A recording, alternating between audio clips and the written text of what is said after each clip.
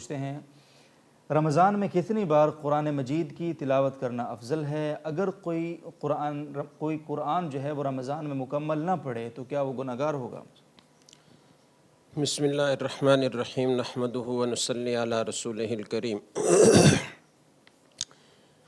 رمضان میں کتنی بار قرآن مجید کا ختم کرنا افضل ہے، اس بارے میں کوئی عدد تو ایسا منقول نہیں ہے کہ جس کی وجہ سے یہ کہا جائے کہ فلاں حدیث میں یہ آیا ہے لہٰذا اتنی بار قرآن پاک پڑھنا یہ افضل اور اولیٰ ہے۔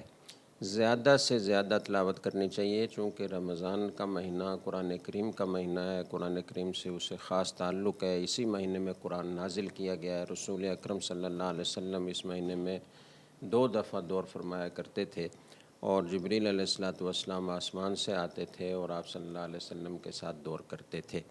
تو اس حدیث کی روشنی میں کم از کم مقدار تو یہ معلوم ہوتی ہے کہ 2 دفعہ قرآن تو پڑھا جائے۔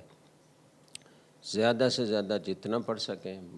اسلاف کے عجیب و غریب واقعات اس بارے میں ہیں۔ بعض حضرات نے رمضان کے مہینے میں 60 قرآن ختم کیے، جیسے کہ حضرت امام شافعی رحمہ اللہ تعالیٰ کے بارے میں آتا ہے۔ امام ابو حنیفہ رحمہ اللہ تعالیٰ 61 قرآن ختم کیا کرتے تھے، ایک دن میں، ایک رات میں اور ایک تراویح کی نماز میں۔ تو اسلاف کے اس طرح کے بے شمار واقعات ہیں کہ کئی قرآن ختم کیا کرتے تھے، تو زیادہ سے زیادہ تلاوت کرنی چاہیے۔ باقی یہ کہ کوئی قرآن کریم مکمل نہ پڑھ سکے، پورے رمضان میں بھی ختم نہ کر سکے، تو کیا وہ گنہگار ہوگا؟ گنہگار تو نہیں ہوگا، لیکن بہت بڑی محرومی کی بات ہے کہ رمضان کا مقدس مہینہ گزرے اور اس میں بھی وہ ایک دفعہ بھی ختم نہ کر سکے، تو اس سے زیادہ محرومی اور کیا ہوگی؟